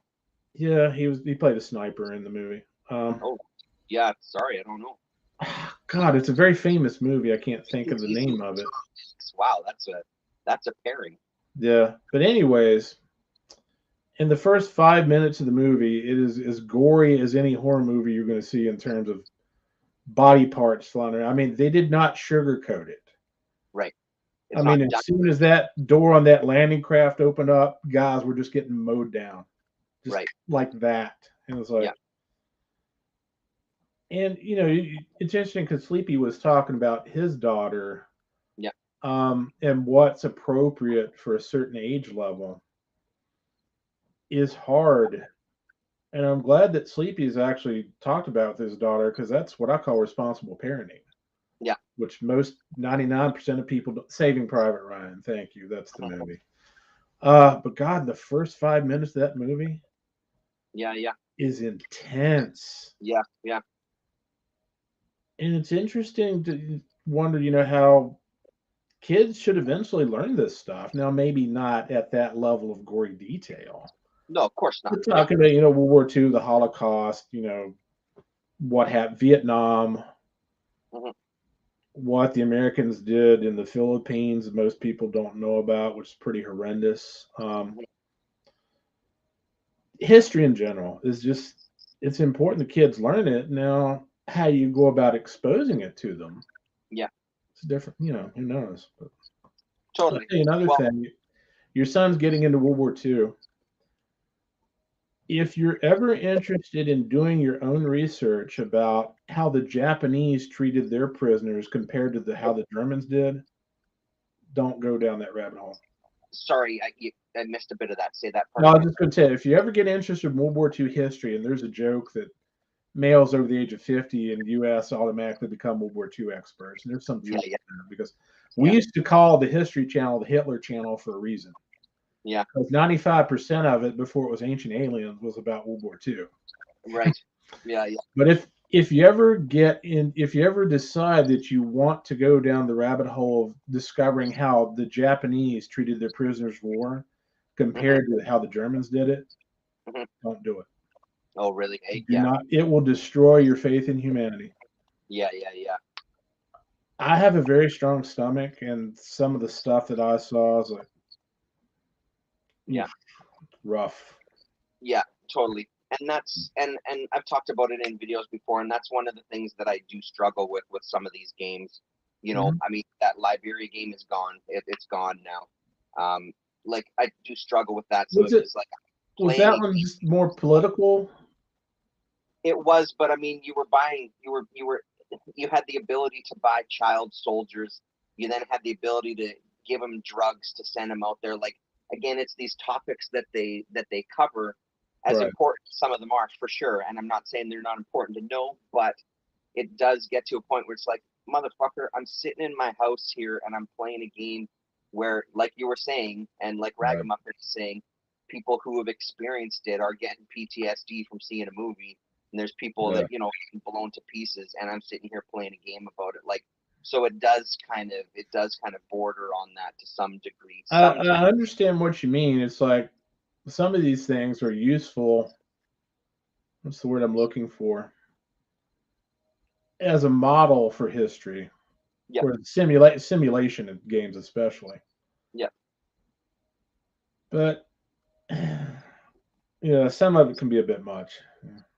Yeah. Well, and like you just said too, some stuff it's, do I really want to explore this? Do I really want to kind of get my head into this? Like, there's a strategic element in all of this, very chess, that's fascinating, but do I really want to get my head deep down into this history and what happened? And, you know, do I want to kind of, you know, think about that stuff to this detail? Right.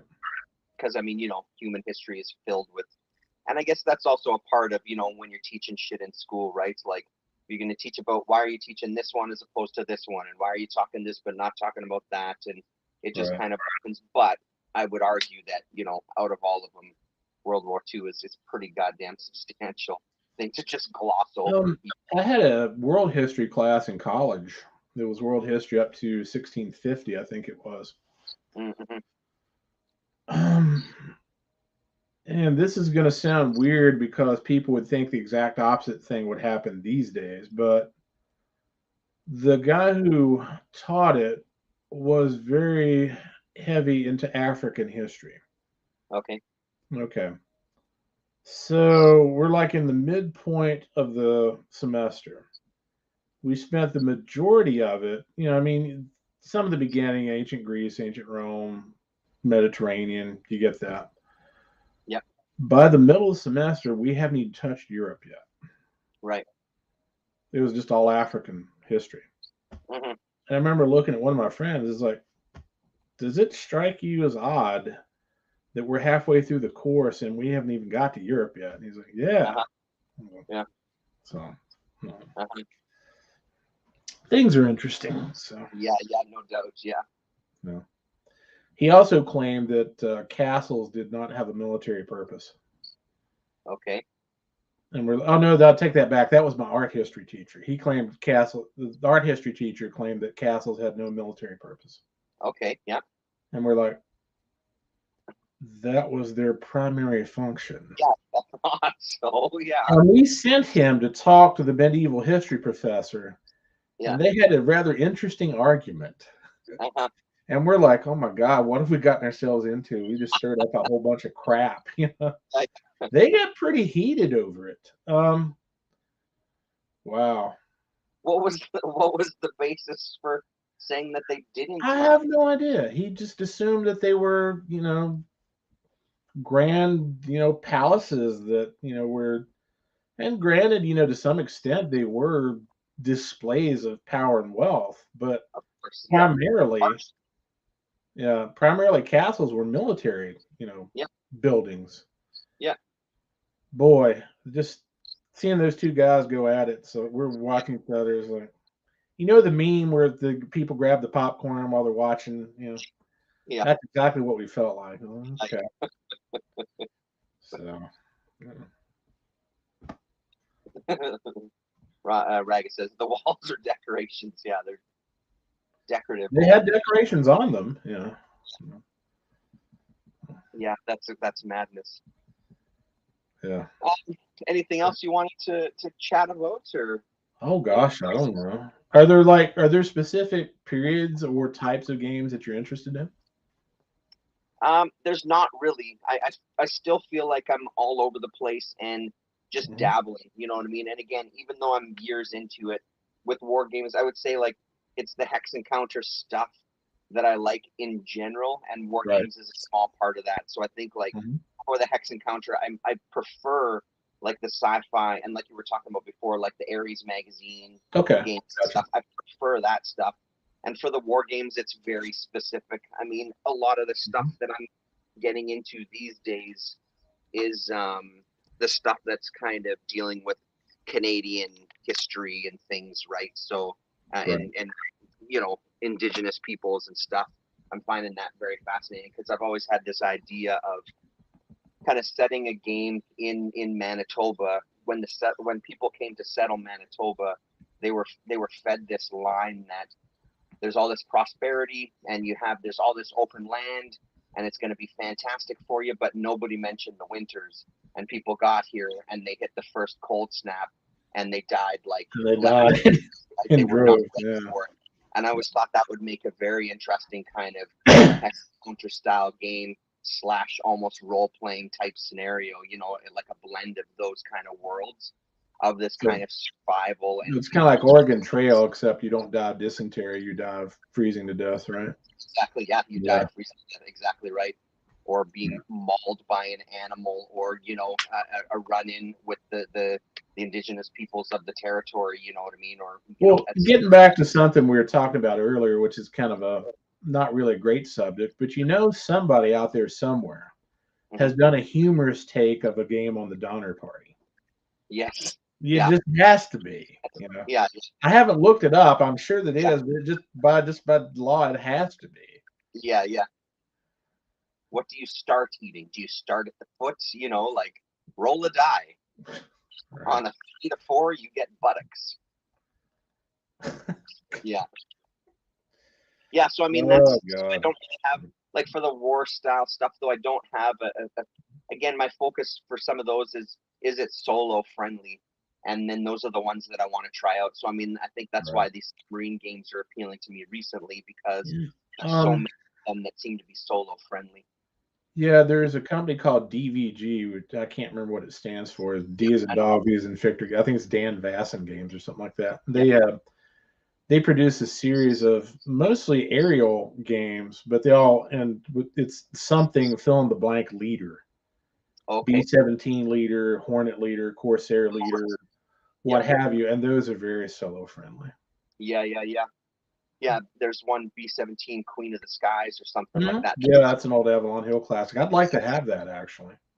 That's apparently that's one that I always see kind of touted as an absolute classic. Yeah. So,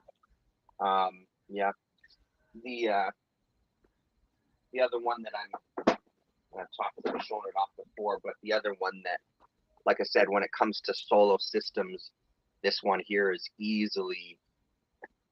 This designer did Navajo Wars as well too. Joel Toppin is his name, from GMT Games. Right. It's an unreal scenario. It's a really good look at the Comanches being kind of run off their land and run into reserves and stuff. But again, this solo system that he has in place, it's pretty rare that a solitaire game kind of plays like you're actually playing somebody. I don't know what it is specifically. Right. It's the use of the cards, it's the use of the war columns. There's this chart on the side where you always have to refer to see what your opponent is going to do. That kind of changes naturally. It's such an incredibly designed game, and really just throws you into the meat of it. Like you're thrown into, if you think that you're going to kind of explore and be like maybe I'll try to have peace talks and maybe I'll try to do some training. It's like, no, if you're not fighting right from the get-go to get your land, to get a piece of your land, you're fucked. You're not going to make it past the first phase of the game. So it really throws you into that piece of history, but also does it so incredibly well that it doesn't feel like you're playing yourself. It's how is this game kicking my ass, and how can I, maneuver through it, right? It's an impressive feat to do. So those are the things that excite me the most about them, right? Kind of when you find something that works. So far, it's not really a time period for me. Is, I guess, the long answer to your question. Yeah. It's also interesting in terms of the mechanics are involved. I mean, a lot of the solo games really are pen and paper algorithms of what I guess you would call a very crude form of AI. Yeah. Yeah. And I don't think most people also realize just how big of an influence that Dungeons and Dragons had on computer games. Yes. Yeah. Where does leveling up come from? Where do hit points come from? Yeah. Well, and they probably would have adapted some of that to those era computer systems too, right? Like the kind of the storybook kind of telling, choose your own adventure-ish or whatever. Sure. Yeah, that too. Yeah. Yeah. Yeah, no, it's a great world though of stuff. Like it's just, and again, with the internet, having a resource like Board Game Geek has just been an absolute blessing and an absolute downfall. Or the fact that we can have a video chat and talk about this stuff. Yeah. If you told me you could do that when I was 12 years old, it's like, this is the greatest thing that mankind ever invented. Yeah. Or the thing that always blows my mind about the Board Game Geek stuff is I can discover for the first time, hear about some game, go to the page on Board Game Geek, see a bunch of forums where people are talking about it, click on a marketplace tab to see how much it costs, go to the videos tab to see if anybody's done videos about the game. Yeah. It's go to the manufacturer's website to see what erratas came out, what expansions have came out. It's all, man. It's all just makes you spend money, or at least want to. Yeah, of course. Yeah, it's all based on that system for sure. Yeah, but it's a fantastic resource. And then find the group of people that are really into it. Later, Ragamuffin. Find a group of people that are really into it and just talk to them about it, or see what kind of strategies or we should make a game about competing comics collectors that go out and go to different shops and find the best, roll a die and see who comes up with the best hauls. Another that's actually pretty good. One of them, an idea that I had for Copy This, which was Blake Wirtz's mini comic zine. He had asked me at one time, hey, would you, maybe we should think about doing a little game that comes with it. I was thinking of like an indie artist or a small independent artist stuck in a comic convention and having to get out and being stopped by and everything was like these D6 rolls of like, like, can you find somebody to take over your table while you get something to eat? And do you get food poisoning from the convention food? You get con crud. Yeah. You have to worry about, when the loadout comes, you have to deal with the local unions. Yep. That kind of thing. And how much does it cost you to go to a convention, and how many tires do you blow out and you have to get repaired on your way? And do you have a budget to get?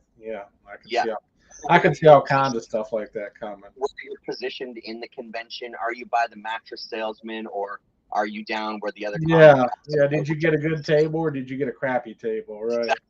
Yeah. Stuck in a back corner somewhere. Well, going to a comic store. It's like, is it a good store? Is it a bad store? Do you hurt your back when you have to bend down and look at the boxes underneath the tables? Yeah. Did you spend a lot of money and go home and discover that like the Marvel stamps have been cut out of the book? Yeah. That kind of thing.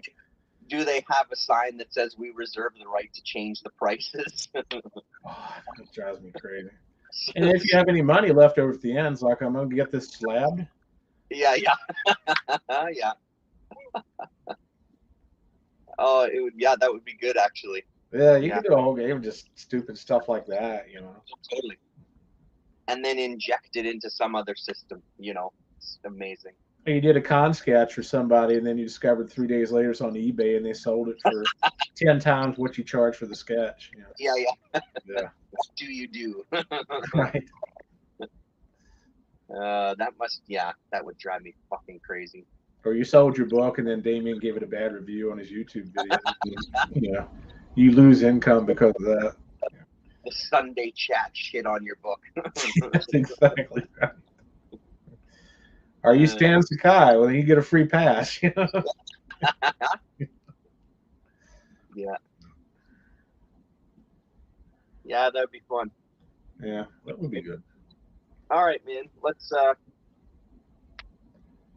call it a day for this one. Excuse me. But I'd love to do this again, and no pressure. If you ever do get to access some of your stuff, I'd love to. Yeah, it's just a matter of hacking through the archives, as Lex better word, which is the rest of the people call it digging through all the crap that you have. Yeah. Yeah, I could bring out some stuff that would probably interest you. Yeah, like I said, no pressure, but we'll keep it kind of loosey goosey, and we'll kind of get together again. Would be great. All right. I'm gonna hit the end here, but don't go anywhere. Thanks fine. everybody for. I actually forgot for a little while. Besides, there was a couple people. If anybody watches in the future, thanks very much. Make sure you follow Scott and me on Twitter, and come and talk games with us. Okay, later.